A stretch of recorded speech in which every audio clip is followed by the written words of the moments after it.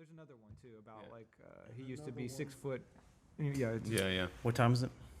It's 11:04 Tool a.m. time. 11:04. So at 11:34, need to be wrapping up. Okay. Let me also go to HBO synopsis. I want to make sure we have HBO synopsis. I promise not to look at this fucking thing all throughout the episode this time. Fucking thing. Fucking thing sucks. God damn it. I'm sorry. There you go. God damn it, Hustedler! Blew his fucking head off. Fucking the cream of the crop, brother.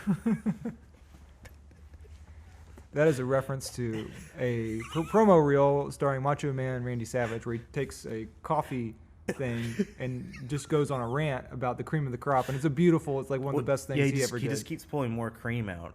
Yeah. From different places that you're like, how does he even have this in his like wrestling outfit? He also sounds just like Yosemite Sam. Yeah. Oh! Which is, we'd already talked about this once, but that's how they were all supposed to sound, right? That If would they be period accurate. Yeah. If they were period accurate cussing, Son of a bitch. tarnation. Tarnations. And so they're like, no, let's go with the F word. Dadgummit. Welcome to another episode of Anyways, a video podcast where we discuss the television series Deadwood. Today and Peaches. Today we're talking about Unauthorized Cinnamon, which is the 7th episode of the 3rd season of Deadwood. What'd you guys... Oh, I'm Ben. I'm Jordan. I'm Steve the fucking drunk. Welcome. What'd you guys think of this episode? I think it's the second lady. episode I've been Steve the fucking drunk. Yeah. It's a dark path to go down. Very dark. Though he showed a little bit of improvement this episode, as you guys noted. He didn't want to murder him in his sleep. Didn't want to murder Fields in his sleep. He's doing that protest too much. Yeah. Bashful. I'm like, still hard. I won't murder you. You can stay on work here Whatever. if you fucking want to. I or whatever. don't care. Yeah. I mean, in between like racist rants, Jane kind of had the same thing. Like what she was a little bit softer. About like wanting to be a lesbian. Yeah. Yeah. Well, they were both a bit softer. Yeah. But Jane is less of a cartoon. Like she's Yeah, still yeah. a cartoon, but she's like a real human being. But there's a real battle going on with like the sort of image that they want to be perceived as versus like what their heart of hearts wants, kind of thing. Yeah. Just for the record, this is their episode where they there's another meeting. Peaches are brought out and they discuss how to deal with Hearst as a camp. And for Steve the drunk, he gets a little teary-eyed when he's talking to Fields. And he's like, he starts to kick him out. He goes on a racist rant, and then he just says, "I don't want to kill you," and it's very effective. And the music goes, wah, wah, wah. Yeah. My goal as a moderator here is to shut up more. What do you guys think of this episode? Besides Steve, you want to go to Jane or besides Steve? Well, I mean, we've been talking about. There's not much more to Steve the fucking drunk this episode anyway. So that's his arc. Yeah, I mean, he's mad that Harry Manning is tied up with having an allergic reaction to cinnamon, and he's also mad that all they want to do is talk about their toy fire truck that they want to. Which is he a good wants point. To be invited to the meeting. Yeah. He's like with the rest of the 5-year-olds. Yeah, exactly. And it is Right. true. Like all that Harry Manning and Tom Nuttall want to do is just promote their fire truck. That's been their ridiculous arc. Heavy foreshadowing. Yeah. Yeah, I mean, there's things that we want to say that we cannot say. And I mean to have a conversation with you about spoilers and what we can tell Chad. What constitutes? Because there's things that we could almost say. Yeah. But we'll wait till we're not recording. But,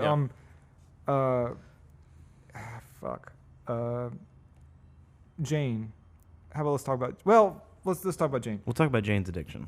All right, Jane's addiction. This is the second time I made that joke, I think. She does have one. She does. She has a scene where she's been falling apart for several episodes. She's drunk again. She's said, yeah. She's doing one of those like gas station baths where you just get like the main parts. Yeah. Over the sink. Hobo bath. Yeah. Yeah, that's what I've always called it. And then she's just like, I mean, you could scrub my fucking boobs if you want. Mm-hmm. Yeah. And then if that's what you do. Yeah, she's trying to angrily admit that she wants to have sex with Joni. Yeah. and Joni responds with something she's talked about before, where about her father forcing her to prostitution with her sisters at a very early age. Right. And so they just lead from that right to, like, that's the foreplay. Jane is like, wash my tits. Aw. And then Joni's like, yeah, I was forced to rape my siblings, and then from there they kiss. So It's about as romantic as Deadwood gets. It really is. That's a pretty dark scene, but it's also commiserating our tragic backstories. Yeah, but let's be lesbian lovers right here. Yeah, it's like, oh, wow. And it works. It works as a scene because I'm pulling for Joni and Jane. Yeah, and I hope those kids make it. Yeah. Thought you were talking about actual children. Oh no, no, I wasn't thinking of. It's like that old. Yeah, hope those saying. two crazy kids. Yeah. But it's I mean, that's all that happened. That's all that happens with them. Sponge bath. Pretty much, yeah. Just a sponge bath. I don't think they go sponge bath kiss. Which the best part is Jane's look at the end, where she's like, she did a pea shiver. Yeah. Well, you get I mean, it's good. You get the sense that things don't go Jane's way that often. Yeah. Like she doesn't get to like make out with the girl that she thinks is hot very often. So she has this little moment of ecstasy at the end of it. That's kind of nice. Yeah. But let's see what else happened in this episode. They met. They had a meeting. We can talk about they had the meeting. Contents of the meeting. Break out the fucking pieces. Yeah. There was a debate over unauthorized cinnamon. Unauthorized cinnamon, which the titular cinnamon of the episode. This cinnamon has a weaving plot in this. In this episode, or there's in lots this of show? Twists and turns with the cinnamon in this episode. There's this well, over protocol between. Maybe there's a larger arc for the cinnamon in the show. Yeah. The cinnamon is heavy foreshadowing. well, Dan is like very put out by the notion that Jewel would put out cinnamon to go with peaches at a meeting. Right. We've always had these peaches put out.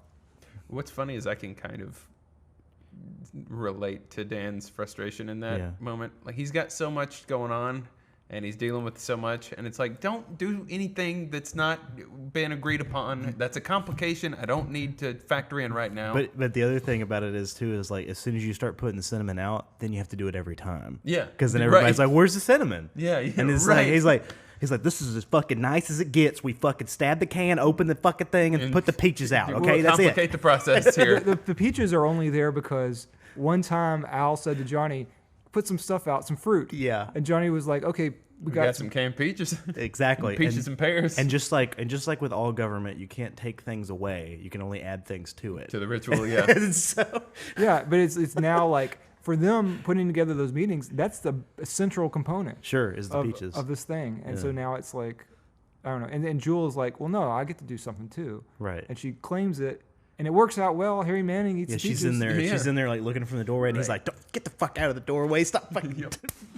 Jewel is triumphant. She gives him the middle finger. Is. Yeah. And she did, yeah. Danny, Dan. Whoa. Is Danny. Is Danny. Combination of Dan and Johnny. He's like Hulk and Banner. Yeah. Holy shit, Danny. This is a reference to a Marvel film where Hulk and Banner merge into a single You've never being. heard. It's a very obscure film. I'm just imagining a picture of Dan with curly hair. And a tiny lower body. A large upper body. He's always bumping into stuff and accidentally cutting throats. But the cinnamon does poison Harry Manning, and Harry Manning gets sick. Just like I think Tom Nuttall or someone else got sick. He said he got sick, but they didn't have cinnamon last time. It was just from the peaches. I mean, that can happen. Him that can happen in the canning process. upset his stomach. Yeah. And then the only thing they agree on in this meeting is that they're going to publish this letter that Bullock wrote. I feel like has nothing to do with Hearst. Swearingen's like plan, or his go-to in situations like this is to call for the guns. Yeah. And he's hoping someone has a better idea, and nobody really does. No. And that's kind of where they all land with the letter. It's like, all right, yeah, let's do this. Yeah. Well, it's an attempt to. What did we just do? Yeah, exactly. Well, at one point they're like all like uncharacteristically. I think there's the implication that some of them are genuinely moved. Certainly Bullock is very. Oh yeah. That's a really nice letter, Bullock. Well, yeah, there's this nice slow creeping dolly shot down the table. Is like it feels like 12 Angry Men or something, where they're all sitting at this long table and they're all hearing like this very eloquent argument about something, and they're just like almost all moved to tears. Yeah. And Cy Tolliver picks at his sleeve. He's got something on his sleeve he just needs to get rid of. Fidgety because he's uncomfortable with what's stirring in his frozen heart. Well, and before that, Al's picking at his nub. Yeah. Like a little kid just picking at his little nub, I guess having phantom pains or phantom itches or something there. But like the letter is basically this guy was trying to organize. They never say that, but he was trying to organize, and he got murdered for it. And he was a good man. Yeah. And he wasn't mutilated.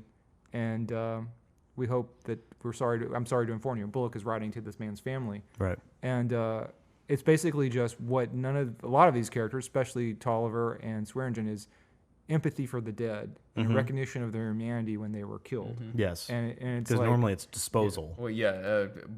Swearingen has said that a human being in his last extremity is a bag of shit. Yeah. But he seems to be turning around on that. And like that, he gets so sentimental in this episode that like he starts yelling at the doc. Yeah. Which it's it's not because he's angry at him. It's because he's like, I don't want you to fucking die. Yeah. I can't handle any more of this shit. It's like I don't want to get used to a new fucking doc. A new doc's quirks. Yeah.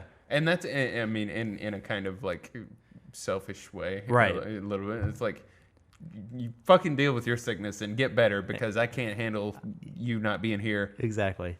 But the letter is also good strategy, as Brian Cox, aka Jack Langrishe, praises it for, because it is saying these miners are being killed by this man Hearst. You have to get the town on your side. It's public relations. Yes. I'm not quite sure how much of it for Swearingen is like, I'm trying to avoid bloodshed. I'm nonplussed that I'm trying to avoid bloodshed, but he's also thinking, people need to know this Hearst killed this dude. He was innocent. Once again, he's out of sorts. I think this happened last season too, where he just feels like he's like inept. I think that's like right after the Bullock thing, and he was like, while he was convalescing. Yeah. And again, he feels like he doesn't know what he's doing. Well, I mean, his usual tactics work, but Hearst can outman and outgun them. But he can when it comes to blood, Hearst has the numbers. Right. And so it's like a delicate walk that they're having to consider. They're gonna have to do a Seven Samurai thing here and have the whole town turn on. Raise do it. But real quick, I was just gonna say that for once I think Al doesn't consciously make a decision. Right. He just kind of like says it I think deep down inside he knows why he's doing it.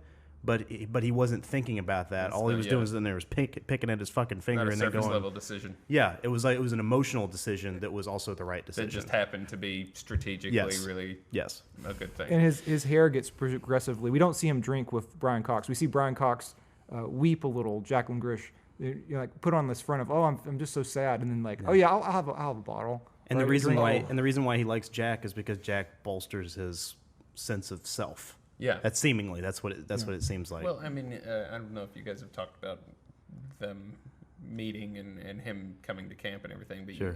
There is this is somebody from Al's past that he actually likes. Yes, which is rare, very rare. And so when they're in the same room, it's like old friends together. Yeah, because he was like, you should have been at the meeting. Yeah.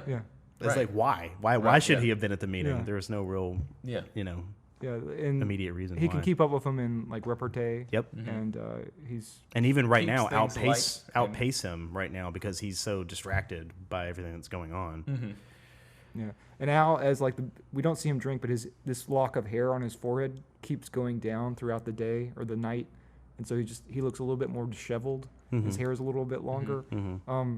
I want to say before we move on, Pascoe's letter is actually a letter that the actual the actual Bullock wrote about Reverend Smith, repurposed with replacing Pascoe Carwin with Reverend Smith's name. So it was when you type in Pascoe's letter Deadwood, you get this Reddit post where someone's taken a the letter that Bullock wrote in real life and the letter that he reads in the show. And it's basically the same letter, but it's just been altered to fit the situation. Sure. But it's, he was not mutilated, phrases like that. Right. Yeah. Well, Jack, I guess we could finish out his arc because there's not really much to it in this episode. I mean, he goes and visits his dying friend who's talking about his bumps on his tongue. Yeah.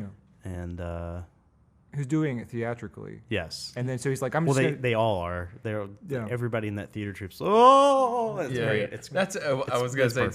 too. Like if you thought Deadwood dialogue was hard to understand before these guys came to town, Yeah. this is when they really lean into it. you better get ready for the theater troupe. Yeah. Which is Get gonna ready for people who are theatrical. Yes. it's gonna knock your socks off. But like Brian Cox commands a room He's when he steps in. fantastic. Is Yeah. amazing. Yeah. Yeah, and so basically he disregards his dying theater troupe members talking about his tongue getting white bumps, and then goes to the meeting of the group, and they're gonna fix up that schoolhouse, turn into And then his asshole friend, what is his name? I don't know. The one who's always inquiring about. a Bellegarde. Yeah. Belagard. It also sounds so Shakespearean. Belagard. Yeah. Belagard. And he screams at him for Yeah. inquiring. Jesus Christ. Yeah, Yes, he's poorly. yeah. Everybody in the thoroughfare heard him say Jesus Christ. Yeah, yeah. Yes. The guy who's dying, looking at spots on his tongue, reminds me of the guy who lost his marbles in Hook. I haven't. Just that he's We so just watched childlike. it. Yeah. And yeah, just yeah. watched that. Yeah. That's funny. I have Can't not remember his seen name. Hook, unfortunately. But he flies at the end. Yeah. Yeah. He goes out the window. It could be the same actor. They found his marbles. It might be. I don't know. Could be. I got similar vibes. It's funny Yeah, just yeah. because I just saw Hook. Right, yeah. So him seeing him there in bed, he has the same Yeah. look to his face and stuff too. I don't know. Yeah.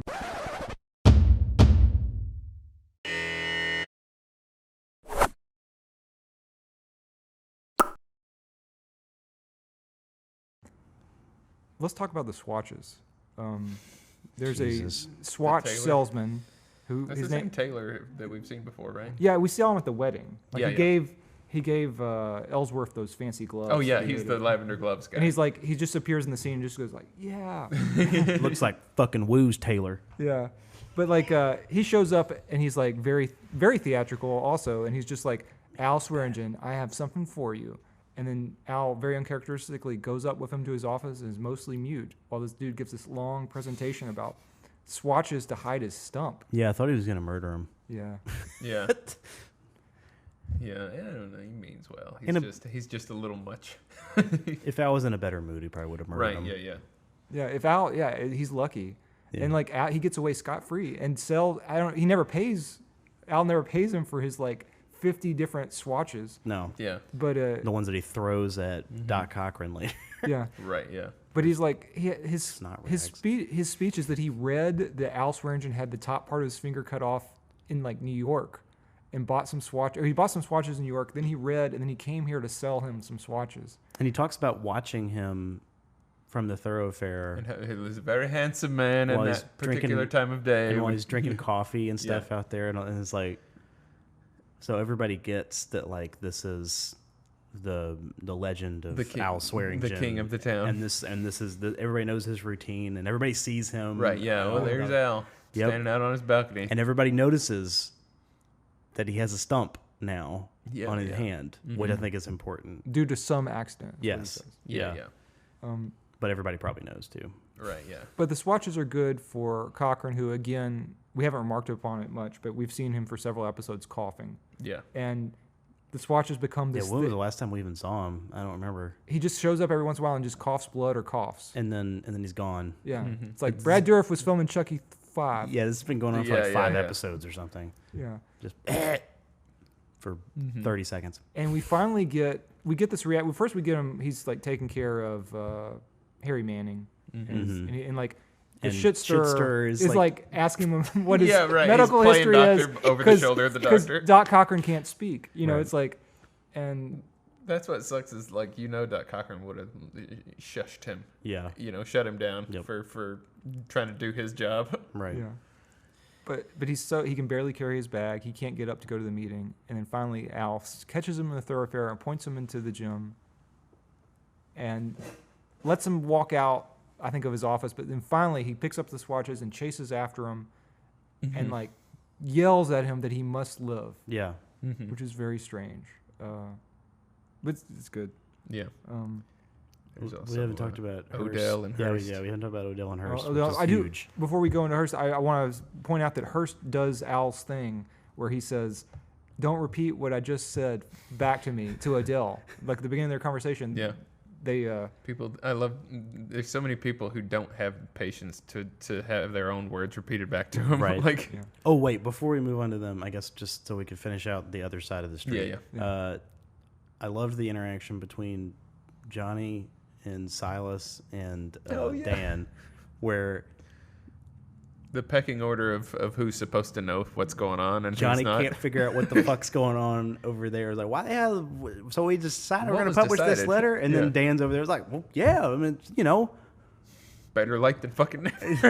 and then and so he keeps like looking over at Silas To like back him to up. be like, well, and also be Right. like, what did happen? He's like, he Yeah. didn't really know. He figures out his point as he gets there. Yeah, kind of thing. because Like, because Dan's just kind of parroting what was said at Yeah. the meeting. they don't know what was decided either. Yeah, and then Dan's quickly realizing like he didn't know what the fuck happened either. But Silas is like, I think I know what happened.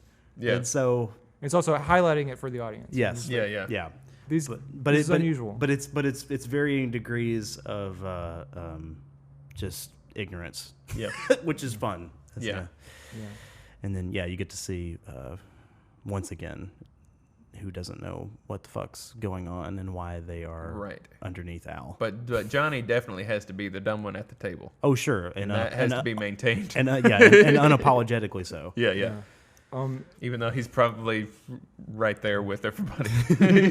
Right. And also on a historical note, I'd like to point out again that like I haven't read Bullock's biography, but I don't think that there's a huge amount of evidence that the real Bullock had a lot of empathy for miners or people being mistreated in the mines. And I mean, he may have. I just haven't learned that yet. But he has to be slightly progressive. But yeah, this show is unusual because it's so pro-union. Like it's like literally like it's a subtext of it. It's like this dude is a martyr. And he died. Oh yeah, when we get into the Hearst stuff, I mean, like, Oh my God, yeah. I mean, let's get into the Hearst stuff. I mean, God, the conversation that he has with Odell in the thoroughfare, where he's talking about like the color, the color, which that's a separate conversation. But I just want to say the part where he's basically talking about how gold is going to bring everybody together. It is the great equalizer. He's so like pro money. Like that's his religion. Yeah, it's just money. Which is we've talked about before. Sure, at the very beginning of the show. But like this is the first character that is Embodies evangelical Yes. about the power and the unifying power of gold and Yeah. how it anoints people into positions of power. I wouldn't even be talking to you if it wasn't for if the it weren't color. for that lump of gold you had in your pocket. Yeah, exactly. And I'd have had you killed if you weren't connected. Exactly. That was that was an insane. That was like It's like terrifying. right out of the gate. He's like, I mean, I would have And had you Adele's just strung like, up. Oh yeah, okay.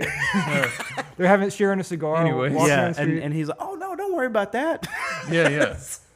I do worry about But that. Hearst for once kind of has a point, which that if a person can make that money in a society which treats them like utter garbage, like that's a way of getting ahead of mistreatment. But it's like a cheap way of getting ahead of it. But it's a way. Yeah, it is a way. And like Yeah. in this society, it's just like Yeah, that like in this sort of awful dog eat dog world, if you've got gold, then these things don't matter. Yeah.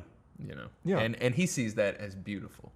Yeah. yeah, and like the historical Aunt Lou was a very successful cook who made a lot of money in Deadwood, selling food to people, and she was renowned for that. And here in Memphis, like we have lots of people who had to deal with extreme racism, but they earned a lot of money, and they set up basically their own little castle, away from people fucking with them.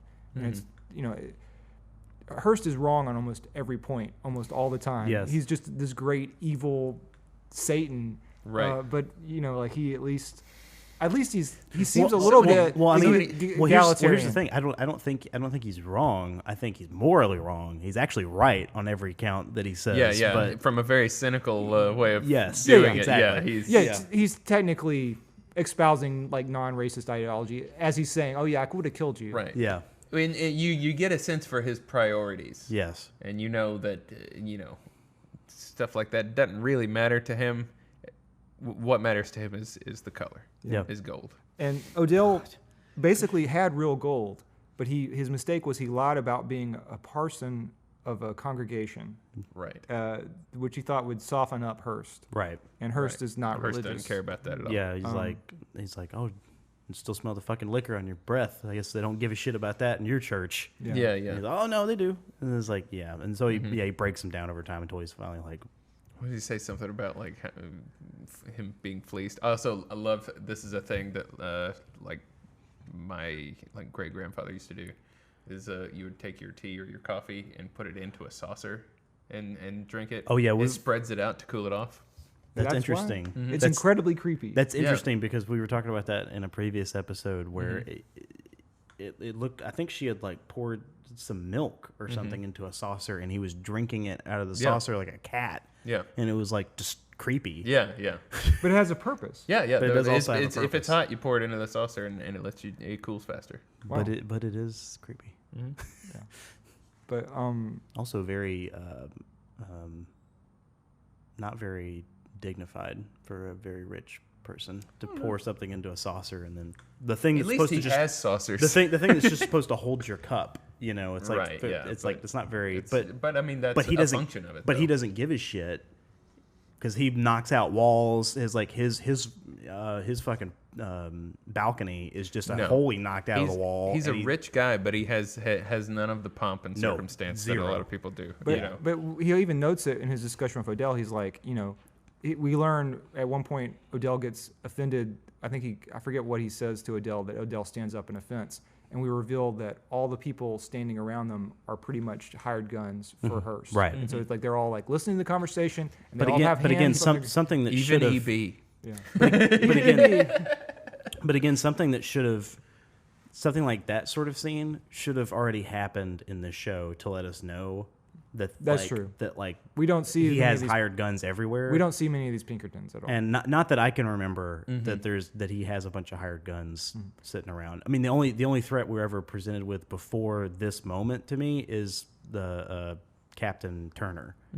No, we had 4 people at the beginning of this season. Oh, that's right. I the forgot. people who are Yeah. saying "parp" and shooting the who corner. instigated that, Yeah. But more on the nose. sure, but But those, visually, they're out of sight and they're out of mind, and But- it doesn't but doesn't also- keep the threat for us. But yeah. also, when I think about them being at the mining stuff. Like that's what their main job That's is to where be, they not usually like are. not like surrounding Hearst. It's Yeah. not like you ever see them like protecting him or anything. They're No. doing jobs for him. No, that's a really good point. I think the show really it built up Al's hatred of Pinkerton so much, but then it kind of fumbles the ball by not making them a visual presence. Just a little bit.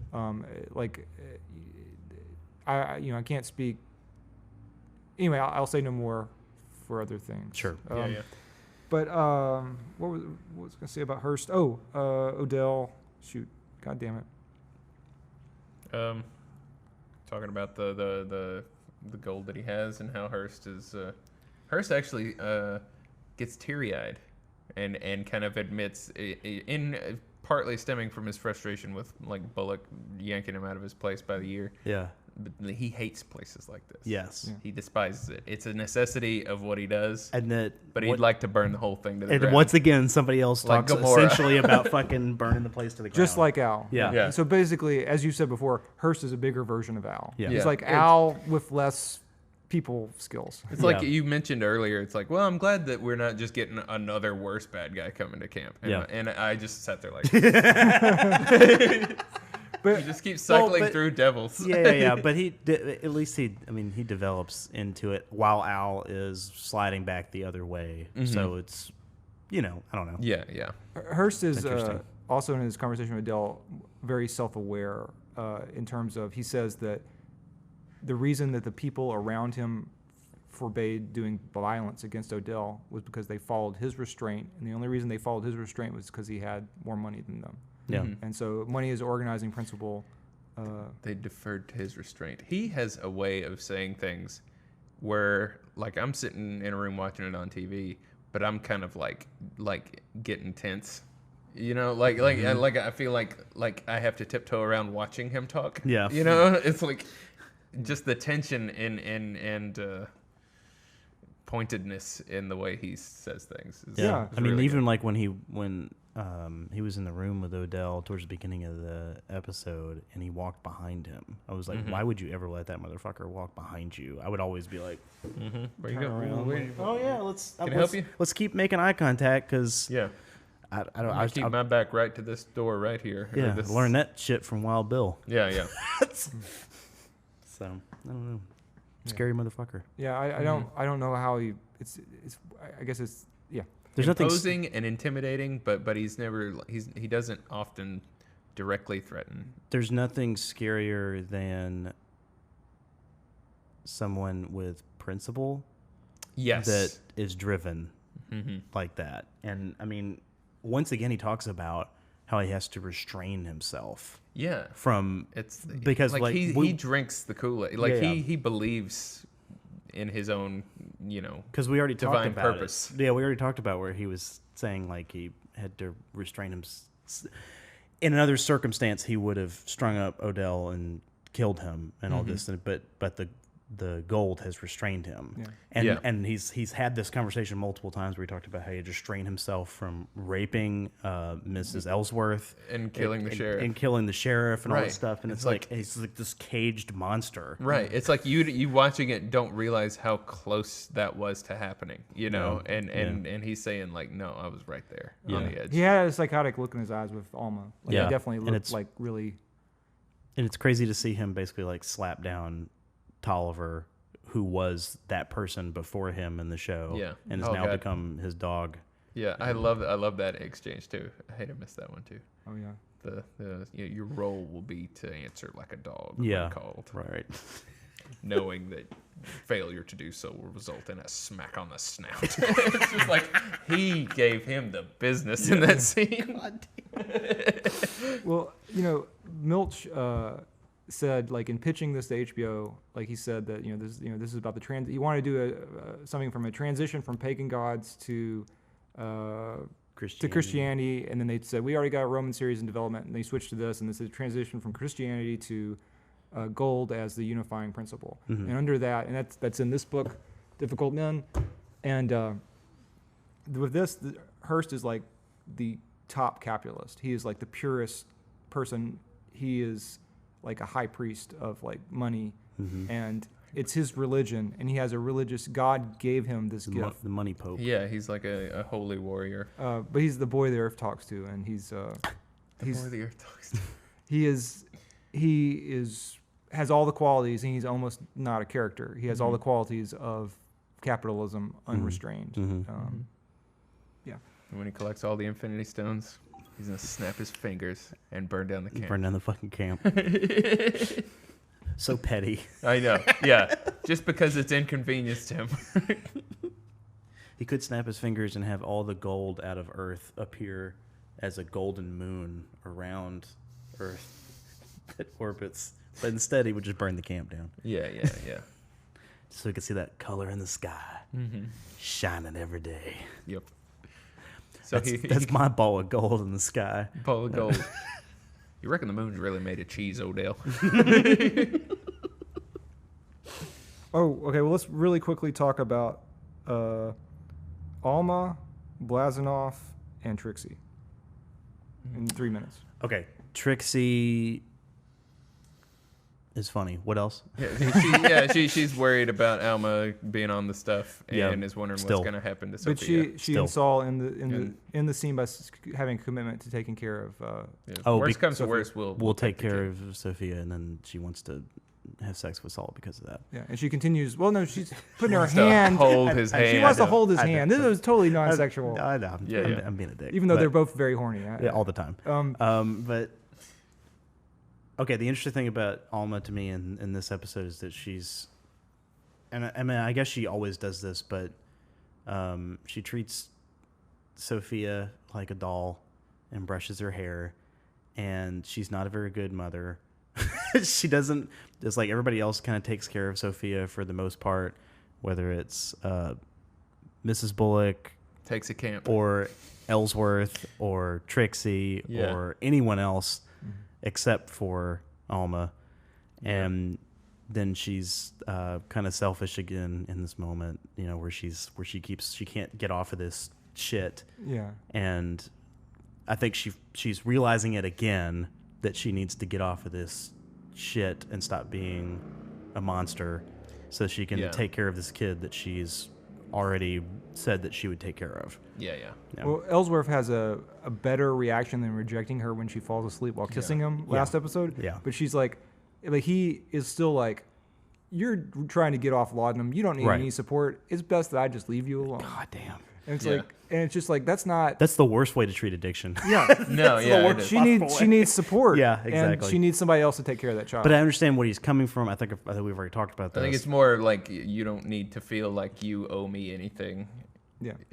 Me being around makes you take the laudanum because you're not satisfied being with me. Right. That's his train of thought. But that's also a little bit like Ellsworth, like you said another episode, he caught feelings. Like he feels something for Alma. Yes. And it's like, and that's really more about him than her. She needs help. Right. Exactly. Yeah. Well, the other thing's more about him than her, really too. It's just this like way of him being able to sidestep it and not deal with the problem. But it's like I'm a little disappointed in Ellsworth here. He looks really cool when he's all like gussied up. He has like really nice hair. I mean, I'm a little disappointed with him, but I mean, he does think he's doing the right thing. He does. Right. Yeah. In his mind, this is the honorable thing to do, and it's a difficult thing for him. Yeah. To have, so in the way that it is difficult, it seems honorable to a dude. Right. Yeah.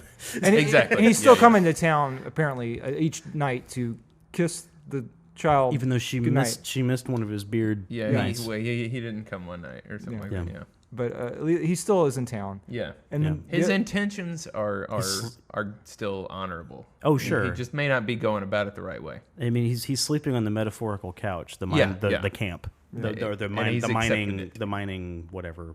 Yeah. He's sleeping out there in the middle of the fucking wilderness. Mm-hmm. Yeah, and also Blazanov, he's talked a lot about the confidentiality communications. In this episode, he goes against that and takes a letter straight to Swearingen or telegram. Because Hearst is obviously bringing in more guns. Yeah. 25 bricks. Yeah. And then Hearst tips him $20 for this, and he's like, "What the hell?" And, I'm just in such a good mood. Yeah. Got my bricks coming. No reply. Yep.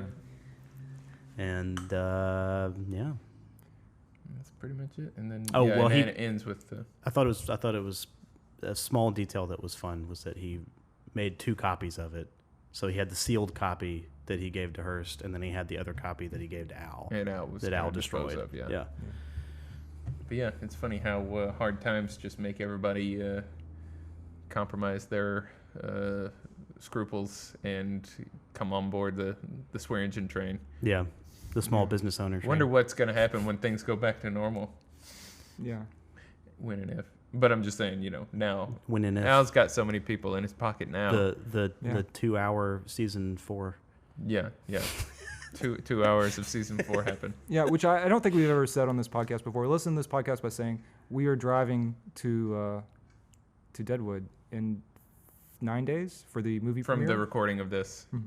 From the recording. Oh, not in 9 days. It's 4 days. In 4 days. 4 days. Oh, yeah. For May 31st, we will be in Deadwood, South Dakota, the actual place where they will premiere the movie, which will wrap up the series. Even though these episodes will probably come out after the movie. But you already saw it. But, whatever.